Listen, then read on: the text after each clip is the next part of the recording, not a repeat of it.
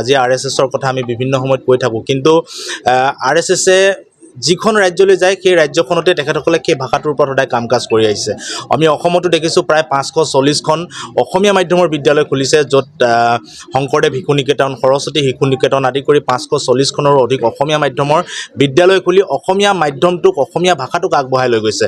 অন্যথা আজিকালি অসমীয়া মাধ্যমৰ চৰকাৰী বিদ্যালয়বিলাকত পঢ়িবৰ কাৰণে ছাত্ৰ ছাত্ৰী শিক্ষাৰ্থীৰ অভাৱ হৈছে, য'ত RSSৰ নেতৃত্বত সেই বিদ্যালয়বিলাকে অসমৰ গাঁৱে ভূঞে চহৰে নগৰে তেখেতসকলে অসমীয়া মাধ্যমটোক আগবঢ়াই লৈ যাবৰ কাৰণে চিন্তা চৰ্চা কৰিছে। গতিকে এইটো এটা অসমীয়া জাতীয়তাবাদ বা অসমীয়া ভাষাটোক আগবঢ়াই লৈ যোৱাৰ কাৰণে, অসমীয়া ভাষাটোক শক্তিশালী কৰাৰ কাৰণে এটা চিন্তা চৰ্চা। গতিকে এই গোটেই কথা বতৰাবিলাকৰ প্ৰতি চাই চিতি ৰাইজক সেৱা কৰিবৰ কাৰণে মনত যিবিলাক চিন্তা চৰ্চা আছে, মন মগজুত যিবিলাক চিন্তা চৰ্চা আছে, এই কাম কাজখিনি কৰি যাবৰ কাৰণে বৰ্তমান সময়ত উন্নয়নমুখী কাম কাজত জড়িত নৰেন্দ্ৰ মোদীৰ মাননীয় প্ৰধানমন্ত্ৰী নৰেন্দ্ৰ মোদীৰ নেতৃত্বত আৰু অসমত ডক্টৰ হিমন্ত বিশ্ব শৰ্মাৰ নেতৃত্বত যিখিনি আচলতে উন্নয়নমূলক কাম কাজ হৈছে, সেই উন্নয়নমূলক কাম কাজখিনি সহযোগিতা আগবঢ়াবৰ কাৰণে আৰু নিজৰ যিবিলাক চিন্তা চৰ্চা আছে, সেই চিন্তা চৰ্চাবিলাকেৰে ৰাইজৰ মাজত সেৱা আগবঢ়াই যাবৰ কাৰণে আজি এই আনুষ্ঠানিকভাৱে যোগদান কৰিছোঁ। আচলতে ভাৰতবৰ্ষ বা অসম যিয়ে হওক, সকলো মানুহৰে বাক স্বাধীনতাৰ অধিকাৰ আছে। আপোনাৰো প্ৰশ্ন সোধাৰ যেনেকৈ অধিকাৰ আছে, মোৰো সেই প্ৰশ্নৰ উত্তৰ দিয়াৰ অধিকাৰ আছে, বা আন কাৰোবাৰ, যিহেতু মই ৰাজহুৱা ব্যক্তি হিচাপে ৰাইজে মোৰ কিছুমান ধনাত্মক কথা ক'ব, কিছুমান ঋণাত্মক কথা ক'ব, গতিকে সকলোবিলাক কথা বতৰা কোৱাৰ অধিকাৰ আছে। গতিকে মই এটা কথাই জানো, জীৱনৰ যিবিলাক ঘাট প্ৰতিঘাত ধুমুহা, এই সকলোবিলাকৰ পৰা এটা কথাই লক্ষ্য কৰিছোঁ, মানুহে যাক ভাল পায় তাকহে সমালোচনা কৰে। আৰু আমি আপোনালোকে চাব যে এজোপা যদি বগৰী গছ থাকে, সেই বগৰী গছজোপা যদি বগৰী বা ফল লাগি থাকে, তালৈহে মানুহে ফৰমুঠি মাৰে, নঙঠা গছলৈ কোনো ফৰমুঠি নাপাৰে। গতিকে মই ভাবোঁ যে মানুহে যেতিয়া সমালোচনা কৰে, মানুহে যেতিয়া বেয়াকৈ কয়, তেতিয়া মই নিশ্চিতভাৱে তাক মই যোগাত্মক দৃষ্টিৰে লওঁ আৰু আহি থাকিবলগীয়া দিনত কাম কাজ কৰি আগবাঢ়ি যাবৰ কাৰণে শক্তি পাওঁ। গতিকে সকলোবিলাক মানুহে কোৱা কথাবিলাকৰ জৰিয়তে মই অনাগত দিনত মোৰ বিপক্ষে বা মোৰ ফালে কোৱা ধনাত্মক ঋণাত্মক এই সকলোবিলাক কথা বতৰা লৈ মই অনাগত দিনত আগবাঢ়ি যাম। গতিকে বাক স্বাধীনতা খৰ্ব কৰিব মই কেতিয়াও নিবিচাৰোঁ। মোৰ ওপৰত বা মোৰ ধাৰণাক লৈ যিয়ে যি ধৰণৰ বক্তব্য আগবঢ়াই মই সকলোবিলাক গ্ৰহণ কৰিম, ভালখিনি ল'ম, বেয়াখিনিক আঁতৰাই সমাজৰ কাৰণে কাম কাজ কৰি আগবাঢ়ি যাম।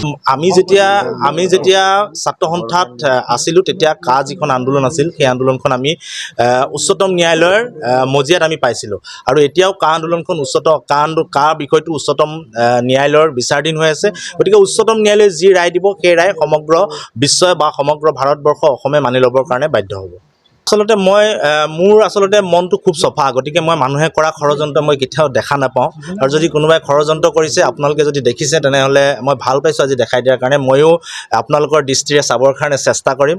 গতিকে মই এটা কথা ভাবোঁ যে ভগৱানে সদায় ভাল চকুৰে চাব লাগে। মানুহে যদি হিংসা কৰে উন্নতি হয়, ভগৱানে হিংসা কৰিলে অধুন্নতি হয়। গতিকে মই সেই সকলোবিলাকক মই সদায় যোগাত্মক দৃষ্টিৰে লওঁ, আৰু মই মোৰ মনটো চফা কাৰণে কেতিয়াও মই ঋণাত্মক দৃষ্টিভংগীৰে কাৰো আচলতে বক্তব্যবিলাক নাচাওঁ। গতিকে আজি আপুনি যিহেতু উদঙাই দিছে মোৰ শুভাকাংক্ষী হিচাপে, মই নিশ্চিতভাৱে আজিৰ পৰা সেইখিনি তন্নকৈ চাবৰ কাৰণে চেষ্টা কৰিম।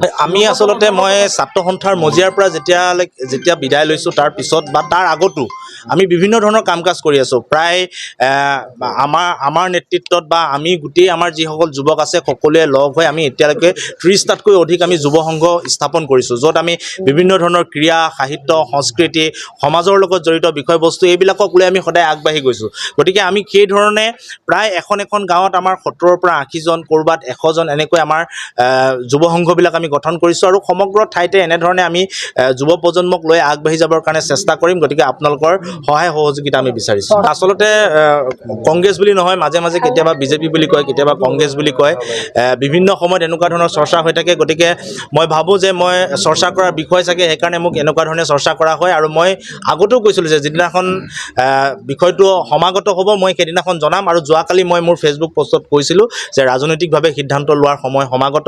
গতিকে ৰাইজক দিয়া কথা অনুসৰি মই এদিন আগত বিষয়টো জনাইছোঁ, আৰু আজি মই আনুষ্ঠানিকভাৱে যোগদান কৰিছোঁ। আচলতে আজি কিছু মুহূৰ্তৰ আগলৈকে মই মানুহজন ব্যক্তিগত আছিলোঁ। গতিকে ব্যক্তিগতভাৱে মই মোৰ মনৰ চিন্তাবিলাক মই প্ৰকাশ কৰিছোঁ, আৰু এতিয়া যিহেতু এটা দলত অন্তৰ্ভুক্ত হৈছোঁ, যোগদান কৰিছোঁ, গতিকে এতিয়া দলৰ কাম কাজবিলাকৰ জৰিয়তে আগবাঢ়ি যাম। দলে যি সিদ্ধান্ত দিয়ে, সেই সিদ্ধান্তবিলাকৰ জৰিয়তে আগবাঢ়ি যাম, আৰু সেই কাম কাজবিলাক কৰি যাবৰ কাৰণে নিশ্চিতভাৱে চেষ্টা কৰিম। আচলতে আজি কিছু মুহূৰ্তৰ আগলৈকে মই মানুহজন ব্যক্তিগত আছিলোঁ, গতিকে ব্যক্তিগতভাৱে মই মোৰ মনৰ চিন্তাবিলাক মই প্ৰকাশ কৰিছোঁ আৰু এতিয়া যিহেতু এটা দলত অন্তৰ্ভুক্ত